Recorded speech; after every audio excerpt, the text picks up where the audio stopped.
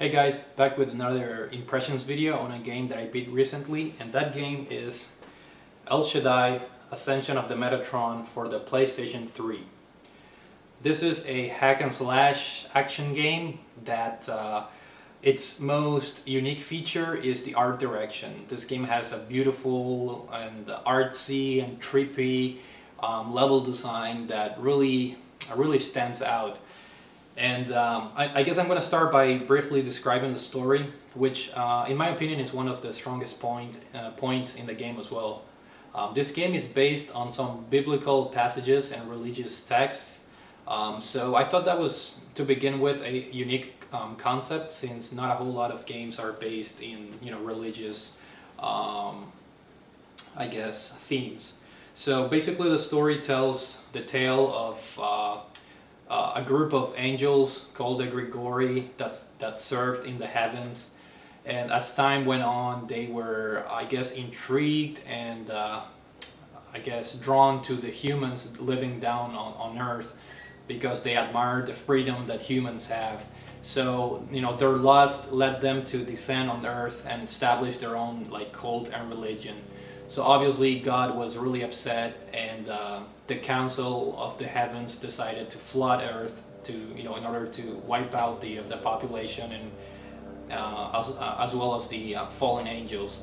But this guy that you play with, Enoch, he was a scribe for the heavens, and he asked God for a final chance for him to descend on Earth and imprison these fallen angels called the Grigori. And by doing so, save humanity.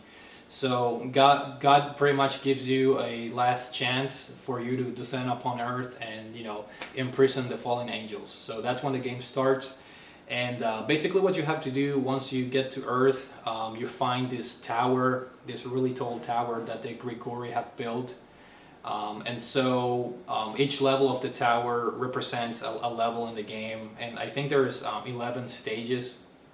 So as the game progresses, there are some story developments that keep the game interesting, and I'm saying that because the game becomes a little bit repetitive rather soon, and the reason for that is that the combat mechanics in this game are fairly basic, and there's only 3 weapons that you can use in this game.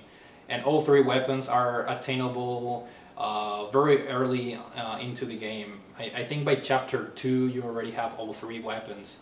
And the 3 weapons are the Arch, the Veil, and the Gale. With the Arch, it's a good close to mid-range weapon that also provides, it allows you to float for a few seconds on the air, and that helps you out in the platforming sections of the game. The Gale is essentially good for long-range encounters, and then you have the Veil, which is like a shield that you can use for close combat, and it's also very good for defending. However, the main problem that I found with the combat mechanics in this game is that the Arch is essentially the best weapon by far, so there's not really a good balance between all 3 weapons.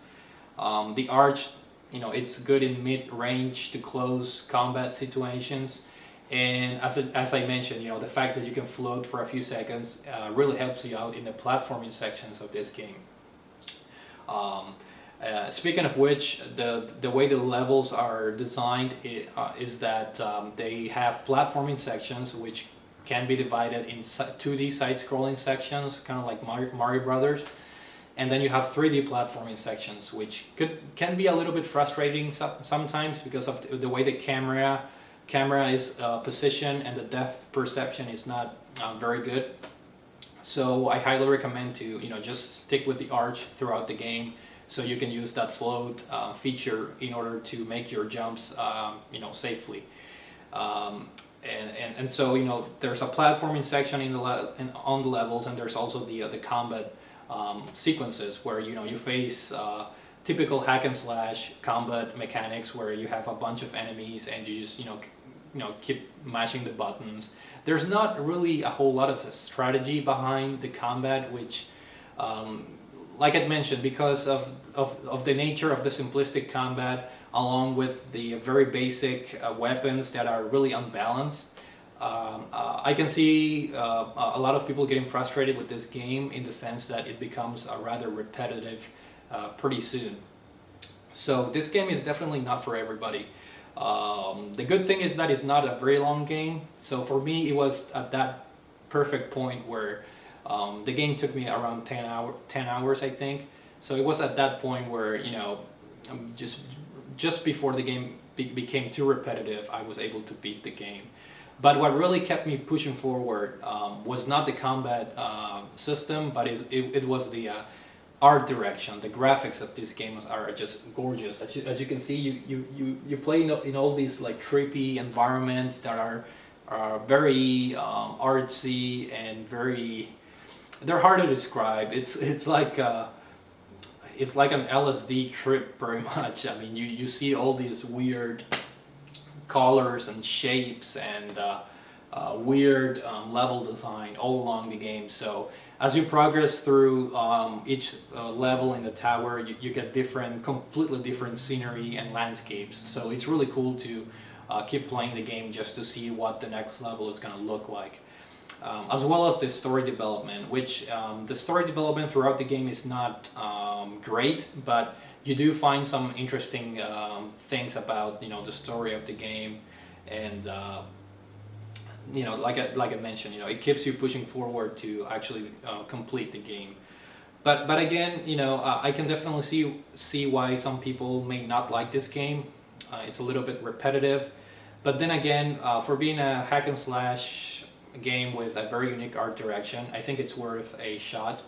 Especially considering this game is, I think it's under $20 right now on Amazon or any online retailer. So yeah, so if you're looking for a hack and slash game that's not very long and that has a unique art direction with a pretty interesting story based on religious, you know, themes, then El Shaddai, Ascension of the Metatron is worth checking out. So thank you guys for watching the video, and I'll see you all next time.